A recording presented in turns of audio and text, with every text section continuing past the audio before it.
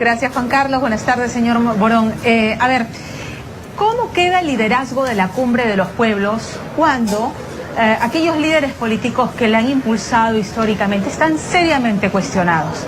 Son líderes de izquierda que se proponen como un modelo alternativo al modelo económico tradicional en la región, y hablamos, por ejemplo, de Nicolás Maduro, un dictador y cuyo gobierno es acusado de ser un cártel del narcotráfico. Cristina Fernández de Kirchner, acusada o en un proceso por lavado de activos, acusada de asociación ilícita para delinquir, de encubrir a los terroristas que ocasionaron el atentado de la AMIA. Lula da Silva preso por corrupción. El señor Correa también acusado del mal manejo del tesoro, de la deuda pública, y bueno, ya conocemos aquí a Ollanta Humala, que está preso preventivamente también por un tema de corrupción. ¿Cómo queda el liderazgo de la Cumbre de los Pueblos? ¿Cuál es la imagen que dejan estos líderes que se pregonan como los abanderados de un modelo económico alternativo?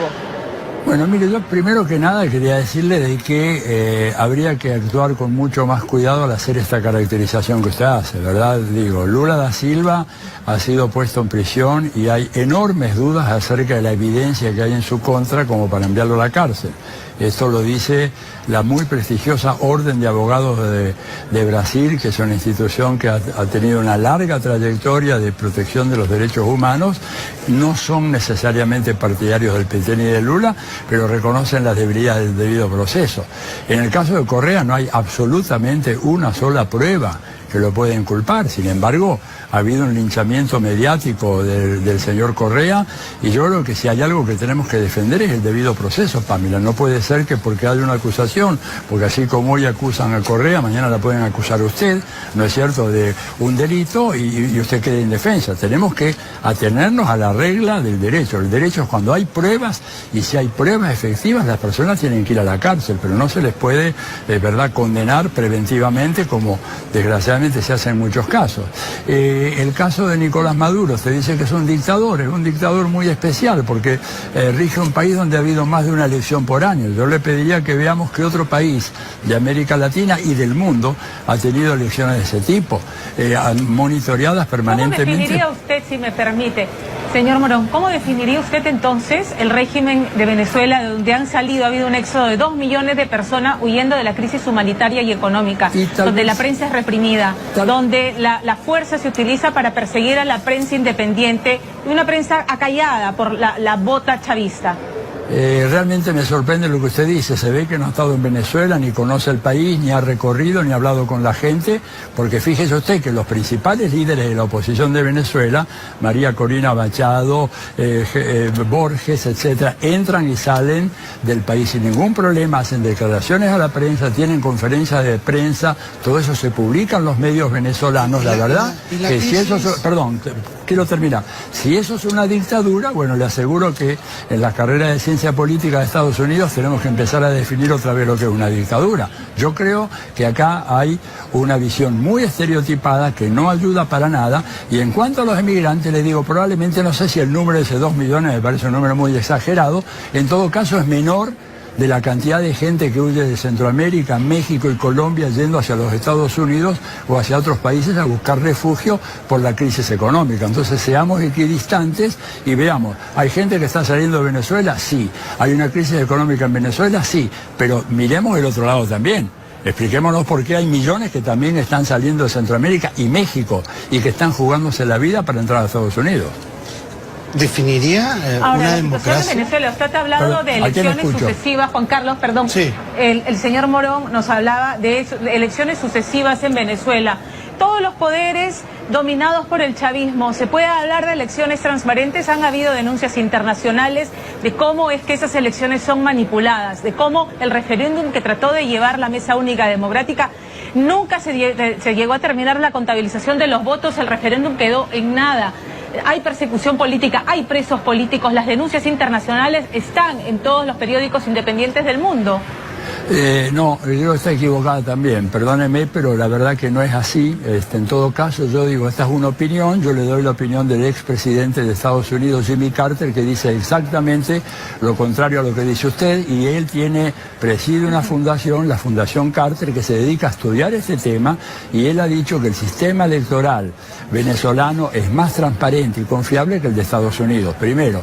En segundo lugar, si fuera como usted dice, que no es verdad, la oposición jamás podría haber ganado la elección en la Asamblea Nacional, que ganaron ellos perfectamente. O sea que acá nos encontramos en un caso curioso en donde si yo gano las elecciones son honestas, si pierdo las elecciones son deshonestas. La verdad que no es un ejemplo de buena cultura política. ¿Pero qué pasó después con la Asamblea Nacional? Después, bueno, la Asamblea Nacional, en lugar de hacer lo que tenía que hacer, que hubiera sido la gran contribución a la paz en Venezuela, tenía que haber elaborado una legislación que corrigiera algunas de las cosas que ellos ven. Si después el régimen de Maduro se negó a hacer caso a cualquier tipo de ley que salía y emanara de esa asamblea, y luego la arrinconó y la cambió por otra. Pero escúcheme, el gobierno de Maduro, porque si hablamos de régimen tenemos que hablar también de régimen en Perú, en la Argentina, en Colombia, digamos, en donde están matando gente pero de una manera impresionante, o en México, digo, si quiere tengo acá el último informe, hay 47 presidentes municipales asesinados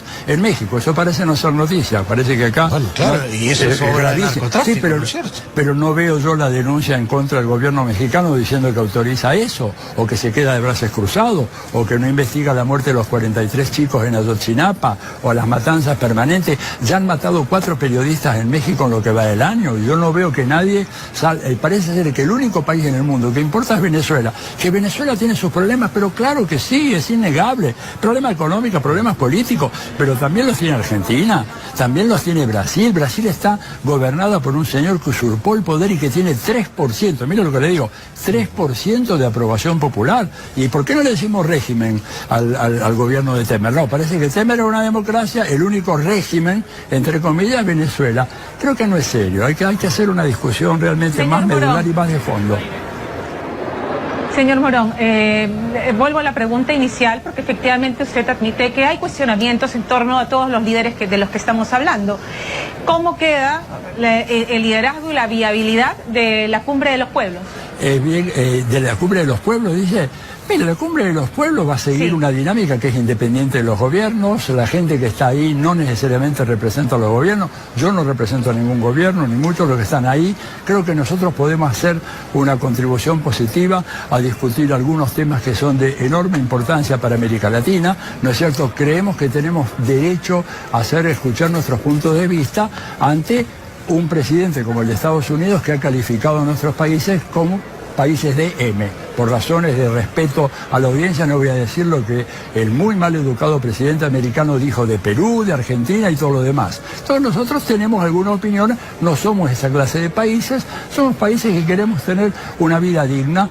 Va a ser muy difícil, es una tarea enconadísima, haga lo que haga, siempre va a tener gente que está en contra. Dilma Rousseff es una persona a la cual no le encontraron absolutamente nada, y usted sabe cómo la defenestraron de mala manera, apelando a malos jueces y a malos legisladores corruptos. Usted sabe que casi la mitad de la Cámara de Diputados de Brasil está investigada por delitos de corrupción. Entonces, y esos fueron los que condenaron a esta señora, ¿verdad? Entonces me parece que tenemos que tener mucha cautela en estos momentos, no dejarnos llevar por los clichés fáciles, este es un régimen, este es bueno, este es malo.